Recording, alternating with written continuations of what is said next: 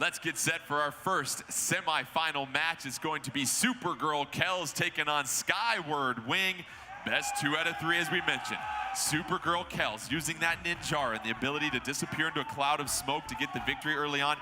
Meanwhile, Skyward Wing, very impressive with Ribbon Girl. And so you see this matchup, D1. You've got 2 characters in Ribbon Girl and Ninjara that excel in mobility.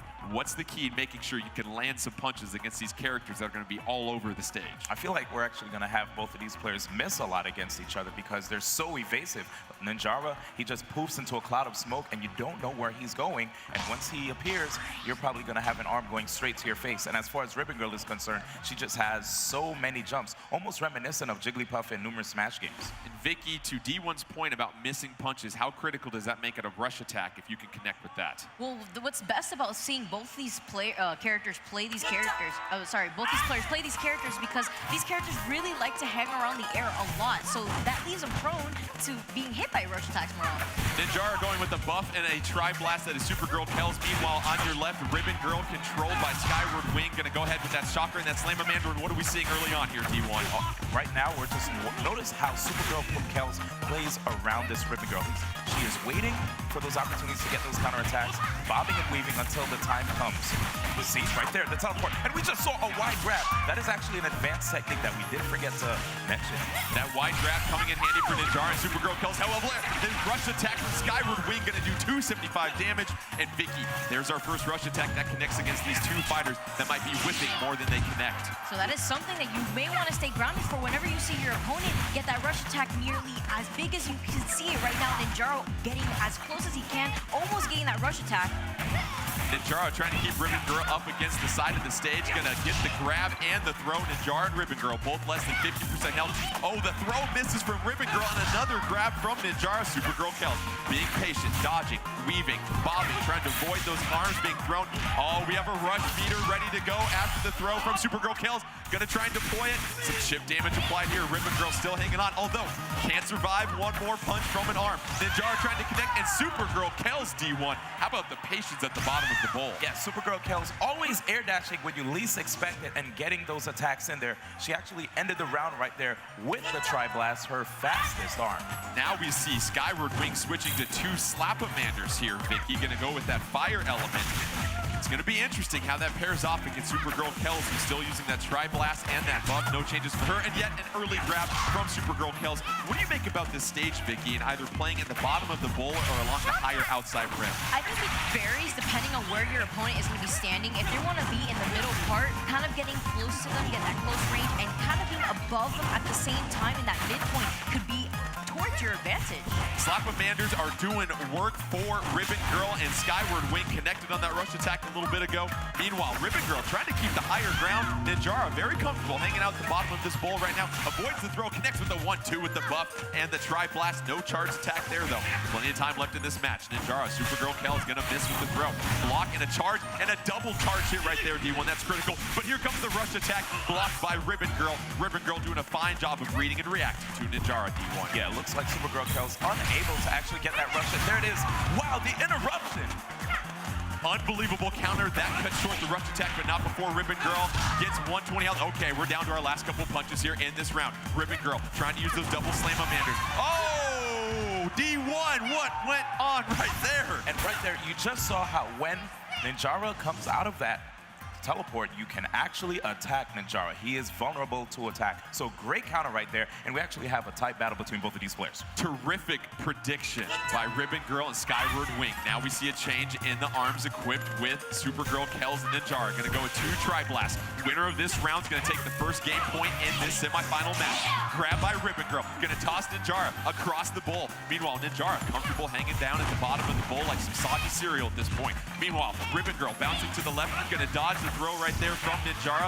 Ribbon Girl still keeping the higher ground here, Vicky, trying to keep that angle and use those super jumps to dodge. That's the aerial mobility that I was mentioning. Look at her jump 4 times in the air. That's as many times as Ribbon Girl could jump in the game. Trying to maneuver herself around Ninjara, finally getting that grab, landing 150 damage right there. It's very crucial. Every character in the game has 1,000 health, so any point counts, obviously, towards these grabs. 2 rush attacks ready to go. Ribbon Girl deploying hers, but Ninjara's on on the ground. Avoids it. Ninjara counters with a rush attack of his own and gonna do 310 damage. Supergirl Kel's able to be on the ground, avoid the rush attack, and deploy her own. It's got Skyward Wing on the ropes. Less than 25% health. The throws missed by Ribbon Girl. Ribbon Girl curving those punches, D1, and having a lot of effectiveness with it. It looks like having the higher ground is actually helping Skyward Wing out a lot. And right there, you see Supergirl Kel's trying to see if she can actually match Skyward Wing. A lot of fingernails are going to get bitten down at this point. You've got less than 25% health for both characters at this point. Ribbon Girl with a couple hits on that Slamamander on the left, curving those punches. The throw by Ribbon Girl. Skyward Wing going to take the round and take the game, the first game point of this match, D1. What did we say about going for those grabs? That's going to leave yourself wide open, and Skyward Wing took that opportunity and won the first game. And Vicky, we saw the adjustment by Skyward Wing and Ribbon Girl of switching to the double Slapamanders after losing that first round. And we saw a lot of those punches curving to the inside, trying to go inside out to catch Ninjara as Ninjara was moving to the right. That's why the Slapamanders are so good. They cover a very wide range of space, so you have to look out for those, and when you're trying to jump over them, you have to look out for the other arm, especially they keep them at the ready. First game point of this semifinal match goes to Skyward Wing, our open qualifier. It was so good, let's do it again. We've got Ribbon Girl double Slapamanders going against Ninjara, this time with the buff and the chakra. I actually like this change from Supergirl Kel's going for 2 medium weight punches this time, because when Supergirl Kel's had the Tri-Blast, that kept losing to the medium weight punches that Skyward Wing was using. What about Supergirl Kel's in that chakra, trying to throw that chakra wide out to the right and then try to counter with that buff in the inside to try and catch Ribbon Girl, dodging to the inside when she sees that chakra coming out wide. And here we are in Spring Stadium, where you actually, if you hit your opponents on the trampoline, you can juggle them to get extra damage. Meanwhile, Ribbon Girl connecting on the grab and the throw right there. Supergirl Kel's taking the damage right there. Skyward Wing misses on the throw, gets another jump though, connected with the right chakra for Supergirl Kel. Slapamander gonna miss. Rush attack charge for both characters at this point, just impatiently waiting each other out, trying to see who's gonna provide an opening. Ribbon Girl charging those punches. Here comes the rush attack from Ribbon Girl. 180, not bad, you certainly take that, D1. But that was still a beautiful bait by Skyward Wing. Went for the grab, and it looked like it was obvious. But there's the grab right there. Actually, Supergirl Kel's on a slight lead. Well, no, actually loses it right there. Ribbon Girl with about 40% health. Ninjara down to 25%, but it's even less now after that throw. Ninjara does have that rush attack ready to go, but no! Ribbon Girl, Skyward Wing connecting with that Slamamander, and they just travel so far, and they're so hard to predict, Vicky, when you look at just their arc and the direction that they go. If you're dodging 2 of those coming at different times, you've got to be really dialed in if you're Ninjara. I got very excited because Ninjara did have rush attack at the ready, but you know, to save it for the next round could be very crucial to who could win the entire match. Yeah, it's a great start to a match if you have that rush attack. Meanwhile, Ribbon Girl able to connect and knock down Ninjara. Here comes the rush attack though, and just like you said, Vicky, getting Ribbon Girl up against the wall and almost had a juggle opportunity, but missed right there. Yeah, that's actually what the springs allow you to do. It allows you to extend your combos, and it allows you to apply more pressure on the opponent. Ribbon Girl charging both those Slapamanders, doing some damage with that fire element on Ninjara. Here comes the rush attack, countering the throw attempt. D1, how do you like that read from Ribbon Girl and Skyward Wing? That was absolutely smart. And watch how Skyward Wing also uses the trampoline to get more height with Ribbon Girl. Skyward Wing, this victory could go a long way. Gonna get the game point and end the match in the semifinals. Ninjara less than 25% health. Oh, that throw is gonna be negated by the Slamamanders. Very impressive. Ribbon Girl, Skyward Wing trying to get the victory. Meanwhile, Ninjara with the grab and the throw. Ribbon Girl gets the throw, and that's gonna do it. Knockout. Round to Skyward Wing. Game to Skyward Wing. Match to Skyward Wing. Advances to the finals, D1. And that's also a win for the players that won from the floor today here at E3 2017. All of the professionals are actually gone. All of the professionals are eliminated. That means anybody can be a champion when it comes to ARMS. And Vicky, you look at the fact that we saw Ribbon Girl using those double Slapamanders and just coming from the left, coming from the right, and also going in the middle as well, too. She was taking advantage of being able to maneuver herself around Ninjara and then slap him with the Slapamanders, taking advantage of the wide range that the Slapamanders hit on Ninjara. Ninjara not necessarily disappearing into a cloud of smoke, but will for this competition, unfortunately. Very nicely done by Supergirl Kells. We appreciate the effort. Let's take a look at the updated bracket because we have our first competitor advancing to the finals. That is Skyward Wing advancing to the grand finals. That'll be a best 3 out of 5 when we look at how he advances to the finals. And really just the use of Ribbon Girl D1 and the ability to just jump in the air, but not spamming it necessarily. Not always just jumping in the air, but using it when it matters most. Yeah, definitely really hard for players to get a read on, because at times you want to go for an attack on Ribbon Girl, and if she's grounded already and you try to counter her when she's in the air, you're just going to take an arm to the face. And at other times, when you try to attack her in the air, she'll immediately jump out of the way with her second jump, or even the third one, or an air dash. That was the first semifinal. Let's get to our second and last semifinal. That will pair Gaming with me versus Zerk. So please come to the stage. And Vicky, we saw Zerk so proficient with Twintel. It'll be interesting to see what arms combination he goes with. And when you're Twintel, we saw that ability to slow down time for that ever short amount of time. How can you utilize that when you're trying to counter? We actually saw it earlier in the last game we had with Zerk, where Zerk jumped in the air, hovered a little bit with the yellow ring around him, and when an incoming punch was heading towards him, he was able to maneuver himself around and kind of dash away from that punch. Zerk going with Twintel, but then we saw Min Min D1 controlled by Gaming with me that just had no issues unwrapping Master Mummy. So now you've got Twintel, who's not necessarily the most mobile, but a very interesting attribute she can use, versus Min Min that is a bit of a wild card at times. Oh, yes. And, you know, Zerk definitely has 2 air dashes in between the usage of Starstruck, which is her ability to slow down attacks. So keep an eye open to see how he's going to be able to deal with this Min Min. If this Min Min manages to get one grab on Zerk, that's going to be a free dragon charge on the left arm. Zerk and Twintel going some double chillas. Meanwhile, the Megawatt and the Dragon for Min Min and Gaming with me. Even battle at this point, Min Min with a slight advantage. However, Twintel dropping to about 60% health, and Min Min just getting those punches with that Megawatt. But here comes the throw from Twintel, gonna knock Min Min around, and here come the pillars in the stage once again, Vicky. We've seen the players do a fine job of dodging as the rush attack gonna be blocked by Twintel. That rush attack being blocked, unfortunately, but Twintel is about to get her very own rush attack, and with such little health, this may be very crucial to win the match. Twintel with a double charge Chilla gonna freeze Min Min and then land a couple more punches after that. Rush attack ready to go for Twintel. Twintel trying to jump up above those raised pillars. Meanwhile, Min Min trying to counter from afar with that Megawatt and that Dragon the Kid. But there's the slowdown right there, D1, as Twintel counters in the middle. This is gonna come down. Here comes the rush attack from Twintel, and that is a pivotal KO from Twintel, D1. Zerk actually bringing it back the entire time. He was playing patient behind the pillars. I thought, wait a second, if this person is losing, why would you stay patient behind the pillars? You'll give the opponent an opportunity to win. But he actually turned it around with some well-placed punches from the Chilla.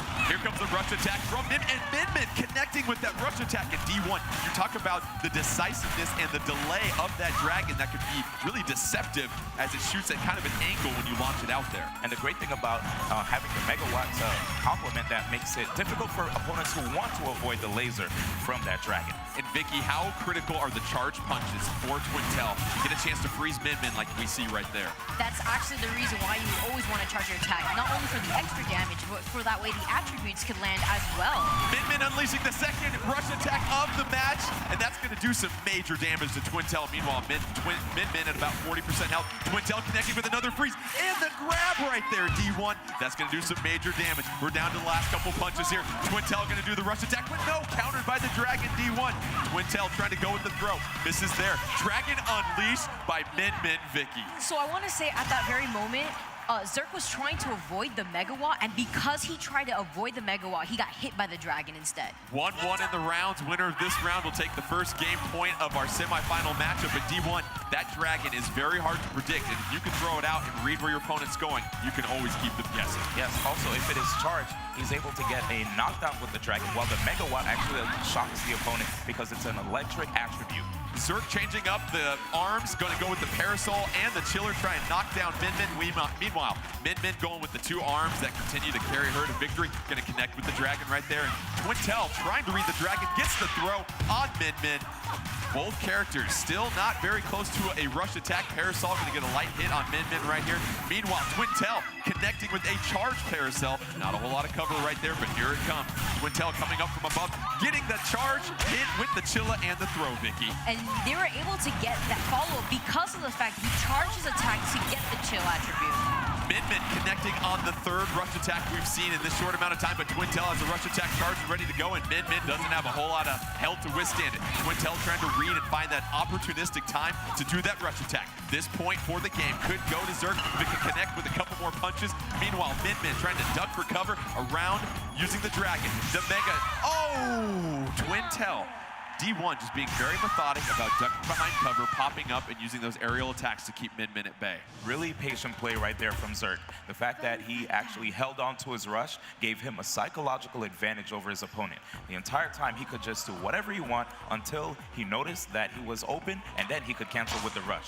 Zerk getting the victory, and Vicky, it was interesting because once those pillars came up, it made it very difficult for Gaming with Me to use the dragon, because now you had to launch the dragon up over the pillars, and sometimes it wouldn't clear a spot that had two pillars. That's why he wasn't able to take the advantage of moving forward and closing in that gap between his opponent and forcing him to go one direction using the dragon to do so. Twintel sticking with the Parasol and Chilla. Meanwhile, Min Min, that Megawatt and that dragon once again as we're in Master Mummy's level. And keep an eye in the middle of this stage. Once enough damage has happened to the middle of this stage, a trampoline will appear, and D1, you don't want to end up on that trampoline. Oh yeah, because once you get on that trampoline, you won't have access to block. You can air dash, but if you are in the air, you're more susceptible to getting hit. Twintel at about 75% health. Min Min at about 60 at this point right now as Twintel connects with the charge. Parasol is going to use that ability to slow down time, but no! A throw missed by Twintel, and then Min Min connecting on a throw. And here comes the rush attack from Min Min. However, Zerk doing a fine job of blocking that and taking very insignificant damage. Rush attack ready to go for Twintel. Twintel most likely going to try and charge that Chilla, then connect with the rush attack. Meanwhile, both punches charge, slows down time, knocks back Min Min with that Parasol. And that Parasol really coming in handy for Zerk in this second round here, Vicky. And that is why we saw Zerk doing exactly that. He's trying to hold on to his charged arms and slow down the arms coming at him. That is why he keeps getting all these follow-ups on Min Min. Although he has nowhere to hide, he doesn't need to because he's pressuring his opponent so well, holding onto shield, only taking 5 per chip damage. Zerk doing a fine job of blocking the rush attack, meanwhile being ever so patient with the rush attack that he has. Meanwhile, Min Min just trying to keep the distance, use that dragon to throw off Twintel. Try and guess, here comes that rush attack. Gonna connect on, oh! 2 hits is all Zerk needed. And what's the strategy in maybe waiting until your opponent doesn't have much health to use that rush attack? That way you don't have to use the entire rush attack to get the KO. I think what we see here from Zerk is that when he has a rush attack, he'll wait for the opponent to go for a dash, and then he'll predict where they go and then intercept them with the rush attack. Zerk is 1 round away from advancing to the finals. Meanwhile, Skyward Wing can certainly use a couple of victories here to keep his tournament hopes alive. However, Zerk and Twintel getting the early advantage on Min Min and Skyward Wing. That's going to get knocked back right there. Excuse me, Gaming with Me. Meanwhile, Min Min using a charged rush attack. Going to unleash that on Twintel. However, Twintel yet again, D1, blocking those rush attacks, and that's been the difference in this game. Yeah, and every time you see Zerk get a knockdown on Min Min, that dragon charge goes away, which makes it really easy for Zerk because Zerk doesn't have to worry about getting knocked down from a charged laser from the dragon because it's a fire attribute, which makes it hard because Min Min could apply more pressure. I also want to make notice that whenever Zerk tries to throw out a punch, he always throws out the Chilla first, so that way whenever he gets the ice stun on him, he could follow up with either the Parasol or a grab. Twintel with a rush attack ready to go. It'll be interesting to see when Zerk deploys this. Will he do the same thing that he did last round? Meanwhile, Min Min trying to throw a 1-2 of the Megawatt and the Dragon Connect. Here comes a rush attack blocked yet again by Twintel. Here comes Zerk with the throw and the rush attack. No! D1 fakes with the throw and then counters with the rush attack. What did I tell you? You can just go for a grab, and if the opponent tries to dodge, fake him out with the rush cancel into the rush attack. What a bait and switch, and that will guide Zerk into the grand finals. A 2-0 game victory in those rounds over Gaming with Me. Gaming with Me, thank you so much again for joining us.